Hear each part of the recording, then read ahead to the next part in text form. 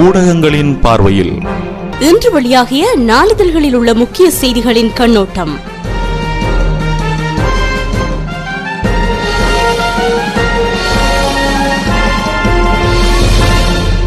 கிழக்கு மாகாண சபை தேர்தல் குறித்து அனைவரது கவனமும் திரும்பியுள்ளது. ஸ்ரீலங்கா முஸ்லிம் காங்கிரஸ் அங்கு தனித்து போட்டியிட தீர்மானித்தமை கிழக்கு தேர்தல் களத்தை மேலும் பரபரப்பாக்கியுள்ளது.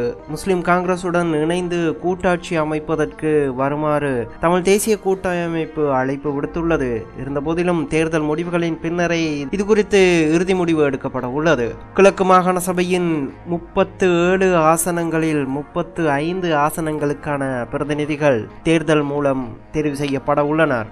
தேர்தல் 8ஆம் தேதி என தேர்தல் ஆணையாளர் அறிவித்துள்ளார். வணக்கம் நேயர்களே, இன்று ஜூலை மாதம் 20ஆம் தேதி வெள்ளிக்கிழமை மற்றும் ஒரு ஊடகங்களின் பார்வை நிகழ்ச்சியூடாக இன்று உங்களை சந்திக்கிறேன். இன்றும் வழமை போல யாழ்ப்பாணத்திலிருந்து வெளிவரும் உதயன் பத்திரிகையை முதலாவதாக எடுத்துக்கொள்ளலாம். மூகாவுடன் கிழக்கில் கூட்டாட்சிக்கு தமிழ் கூட்டமைப்பு தயார், தேர்தலின் பின்னரே தமது முடிவு என்கிறார் ஹக்கீம் என்ற பிரதான தலைப்புடன் இன்று உதயன் வெளிவந்துள்ளது. கிழக்கு மாகாண சபை தேர்தலில் வெற்றி பெற்று முஸ்லிம் காங்கிரசுடன் இணைந்து ஆட்சி அமைப்பதற்கு தமிழ் தேசிய கூட்டமைப்பு தயாராக உள்ளது. அவ்வாறு கூட்டு அரசு அமைந்தால் அது தமிழ் முஸ்லிம் சமூகங்களுக்கு பெரும் விமோசனத்தையும் நன்மையும் ஏற்படுத்தும் என தமிழ் தேசிய கூட்டமைப்பின் நாடாளுமன்ற உறுப்பினரும் பேச்சாளருமான சுரேஷ் பிரேமச்சந்திரன் உதயனுக்கு தெரிவித்தார். எனினும் கூட்டமைப்பின் இந்த அழைப்பு குறித்து ஸ்ரீலங்கா முஸ்லிம் காங்கிரசினால் இப்போது எந்த முடிவுக்கும் வர முடியாது எனவும் தேர்தலுக்கு பின்னரே அது குறித்து தீர்மானிக்க முடியும் எனவும் அதன் தலைவரும் நீதி அமைச்சருமான ரவுஃப் ஹக்கீம் தெரிவித்துள்ளார். இறுதி வரை அரசுடன் இணைந்து போட்டியிடுவது என்ற தீர்மானத்திலிருந்து பின்னர் தனித்து போட்டியிடுவது என்ற தீர்மானத்தை மேற்கொண்ட கட்சி என்ற வகையில் இப்போது உடனடியாக கூட்டமைப்பின் இந்த அழைப்பு பற்றி என்னால் எதுவும் கூற முடியாது என குறிப்பிட்ட அமைச்சர் ஹக்கீம், இவ்வாறான ஒரு தேவை ஏற்படும் இடத்து அது பற்றி சிந்தித்து நல்ல முடிவை மேற்கொள்வோம் எனவும் கூறினார். கிழக்கு மாகாண சபை தேர்தலில் முஸ்லிம் காங்கிரஸ் தனித்து போட்டியிடுகிறது. அதேபோன்று தமிழ் தேசிய கூட்டமைப்பும் தனித்து களம் இறங்கியுள்ளது. இந்த நிலையிலே முஸ்லிம் காங்கிரசுக்கு தமிழ் தேசிய கூட்டமைப்பு கூட்டாட்சி அமைப்பதற்கான இந்த அழைப்பை விடுத்துள்ளது. முஸ்லிம் காங்கிரசிற்கு அழைப்பு விடுத்த சுரேஷ் பிரேமச்சந்திரன் மேலும் கூறுகையில், முஸ்லிம் காங்கிரஸ் கிழக்கு தேர்தலில் மேற்கொண்ட இறுதி தீர்மானம் மிக வரவேற்பிற்குரியது. நாங்கள் மட்டுமல்ல, முஸ்லிம் மக்களும் இதனை வரவேற்கின்றனர். இந்த முடிவை அர்த்தமுள்ளதாக மாற்ற முஸ்லிம் காங்கிரஸ் முன்வர வேண்டும். மாகாண சபை தேர்தலில் முஸ்லிம் காங்கிரஸ் வெற்றி பெற்றால் அது அரசுடன் மீண்டும் கூட்டு சேரக்கூடாது. அப்படி சேர்வதாயின் இவ்வாறானது ஒரு முடிவு எடுத்ததில் பயன் இல்லாமல் போய்விடும். கிழக்கு மாகாண தமிழ் முஸ்லிம் மக்களின் நலனையும் எதிர்காலத்தையும் கருத்தில் கொண்டு அரசுடன் இணைந்து மாகாண ஆட்சியை முஸ்லிம் காங்கிரஸ் அமைத்துவிடக் கூடாது எனவும் சுரேஷ் பிரேமச்சந்திரன் தெரிவித்ததாக அந்த செய்தி நீண்டு செல்கிறது. அதனை தவிர தேர்தலின் பின் அரசுடன் இணையும் முடிவுடனே முஸ்லிம் காங்கிரஸ் தனித்து போட்டி அமைச்சர் கெஹலிய அறிவிப்பு என்ற தலைப்பில் இன்னும் ஒரு செய்தி வெளியிடப்பட்டுள்ளது. எதிர்வரும் கிழக்கு மாகாண சபை தேர்தலின் பின்னர் அரசுடன் இணைந்து செயற்படுவது என்ற உடன்படிக்கையின் பிரகாரமே ஸ்ரீலங்கா முஸ்லிம் காங்கிரஸ் மேற்படி தேர்தலில் தனித்து போட்டியிடுவது என்ற தீர்மானத்தை எடுத்துள்ளது என அரசு நேற்று அறிவித்தது. தேர்தலை பொறுத்தவரையில் இவ்வாறான நடைமுறைகள் அடிக்கடி இடம்பெறுவது வழமையே. இந்த நிலையில் தனியானது ஒரு அரசியல் பயணத்தை நோக்கி செல்வதற்காகவே தனித்து போட்டியிடும் முடிவுக்கு வந்தோம் என அந்த கட்சியின் உறுப்பினர்கள் நேற்று முன்தினம் அறிவித்திருந்தாலும் இந்த தீர்மானம் நேற்று மாறியிருக்கிறது என்று ஊடகத்துறை அமைச்சரும் அமைச்சரவை பேச்சாளருமான கெஹலிய ரம்புக்கல்ல தெரிவித்தார். அமைச்சரவை தீர்மானங்களை அறிவிக்கும் வாராந்த ஊடகவியலாளர் மாநாடு அரசாங்க தகவல் திணைக்களத்தில் நேற்று வியாழக்கிழமை நடைபெற்ற போதே அமைச்சர் இதனை தெரிவித்ததாக அந்த செய்தியும் நின்று செல்கிறது. முஸ்லிம் காங்கிரசுடன் முரண்பாடுகள் இல்லை, புரிந்துணர்வே உள்ளது, அமைச்சர் மைத்ரிபால தெரிவிப்பு என்ற தலைப்பில் இன்னும் ஒரு செய்தி வெளியிடப்பட்டுள்ளது. ஸ்ரீலங்கா முஸ்லிம் காங்கிரஸ் கட்சியுடன் முரண்பாடுகள் எதுவும் இல்லை எனவும்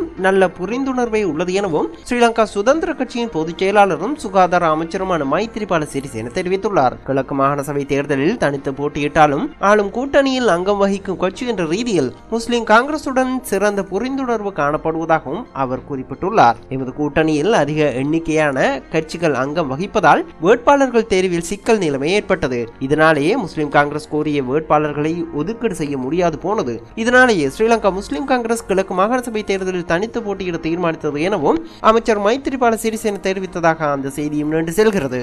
அதனை தவிர தனித்து போட்டியிட மஹிந்தவின் ஆசையை பெறவில்லையாம் ஹக்கீம் என்ற தலைப்பில் இன்னும் ஒரு செய்தி வெளியிடப்பட்டுள்ளது. கிழக்கு மாகாண சபை தேர்தல் தேர்தலில் தனித்து போட்டியிடும் ஸ்ரீலங்கா முஸ்லிம் காங்கிரஸ் ஜனாதிபதி மஹிந்த ராஜபக்சவின் ஆசையை பெறவில்லை என்று ஜனாதிபதியின் பேச்சாளர் பந்துல ஜெயசேகர தெரிவித்துள்ளார். முன்னதாக ஆளும் கூட்டணியில் இணைந்து போட்டியிட முடிவு செய்திருந்த ஸ்ரீலங்கா முஸ்லிம் காங்கிரஸ் நேற்று முன்தினம் திடீரென தனித்து போட்டியிடுவது என அறிவித்தது. வேட்பாளர் பட்டியலில் இட ஒதுக்குவதில் இணக்கம் ஏற்பட தவறியதால் தனித்து போட்டியிட முடிவெடுத்த அமைச்சர் ஹக்கீம் அது பற்றி ஜனாதிபதியிடம் தமது முடிவை அறிவித்து ஆசையை பெற்றதாக கொழும்பு ஆங்கில ஊடகம் ஒன்று செய்தி வெளியிட்டிருந்தது. அப்போது ஐக்கிய மக்கள் சுதந்திர முன்னணியில் இருந்து கொண்டு ஸ்ரீலங்கா அரசுக்கு எதிராக பரப்புரை செய்யக்கூடாது, நீங்கள் தனித்து போட்டியிட்டாலும் நாம் கூட்டணியாக வெற்றி பெற முனைவோம் என்பதை நினைவில் கொள்ள வேண்டும் என ஜனாதிபதி கூறியதாகவும் அதற்கு ஹக்கீம் இணங்கியதாகவும் அந்த ஊடகம் தகவல் வெளியிட்டுள்ளது. இந்த நிலையிலேயே அமைச்சர் ஹக்கீம் தனித்து போட்டியிட ஆசையை பெறவில்லை என ஜனாதிபதியின் பேச்சாளர் பந்துல ஜெயசேகர தெரிவித்துள்ளார் என அந்த செய்தி நீண்டு செல்கிறது. அதனை தவிர கடற்படை மீது போர் குற்றச்சாட்டு கனடிய நீதிமன்ற தீர்ப்பால் பெரும் அதிர்ச்சியில் இலங்கை அரசு என்ற தலைப்பில் இன்னும் ஒரு செய்தி வெளியிடப்பட்டுள்ளது. போர் குற்றச்சாட்டுகளுக்கு உள்ளாகி இருக்கும் இலங்கை கடற்படையில் பணியாற்றியவர் என்பதால் கமாண்டர் குருபரன் என்ற இலங்கை கடற்படையின் முன்னாள் அதிகாரிக்கு கனடிய நீதிமன்றம் அரசியல் தஞ்சம் வழங்க மறுத்துள்ள விவகாரம் இலங்கை அதிகாரிகளுக்கு கடும் அதிர்ச்சியை ஏற்படுத்தியுள்ளது. இலங்கை கடற்படையில் பணியாற்றிய கமாண்டர் குருபரன் இறுதிக்கட்ட போர் நடவடிக்கைகளில் ஈடுபடாத போதும் போர் குற்றச்சாட்டுகளில் ஈடுபட்ட இலங்கை கடற்படையில் பணியாற்றியவர் என்ற வகையில் அவருக்கு அரசியல் தஞ்சம் வழங்க கனடிய சமஷ்டி நீதிமன்றம் மறுத்துவிட்டது. கடந்த மாதம் 13ஆம் தேதி இது பற்றிய தீர்ப்பை கனடிய சமஷ்டி நீதிமன்றம் வெளியிட்டது. கமாண்டர் குருபரன் போரின் இறுதி காலகட்டத்திலோ அல்லது அதற்கு முன்னரோ போர் நடவடிக்கை பிரதேசங்களில் பணியாற்றி இருக்கவில்லை என்று இலங்கை கடற்படை வட்டாரங்கள் கூறியுள்ளன.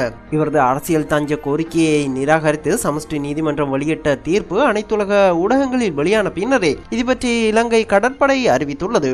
கனடாவின் இந்த முடிவு இலங்கை அதிகாரிகளுக்கு அதிர்ச்சியை ஏற்படுத்தியுள்ளதாக தகவல்கள் தெரிய வந்துள்ளதாக அந்த செய்தியும் நீண்டு செல்கிறது.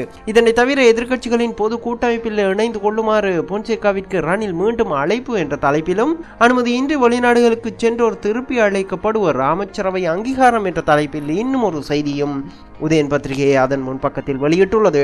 நாம் அடுத்ததாக இன்றைய தினம் வெளிவந்துள்ள திவை இன பத்திரிகையை பார்க்கலாம். කහවත්ත යලි ඇවිලෙයි මවසහ දියණිය මරා පුච්චලා වසර දෙකක් තුළ කහවත්තේ 14 වෙනි කාන්තා ඝාතනය பிரதேசிய ஆரட்சாவட்டை STF யொதவாய் என்ற பிரதான தலைப்புடன் இன்றைய திவ இன பத்திரிகை வெளிவந்துள்ளது. இதனை தவிர சந்திய செப்டம்பர் 8 வெனிதா துந்தாஸ் 73 நம் திதி என்ற தலைப்பில் இன்னும் ஒரு செய்தி வெளியிடப்பட்டுள்ளது.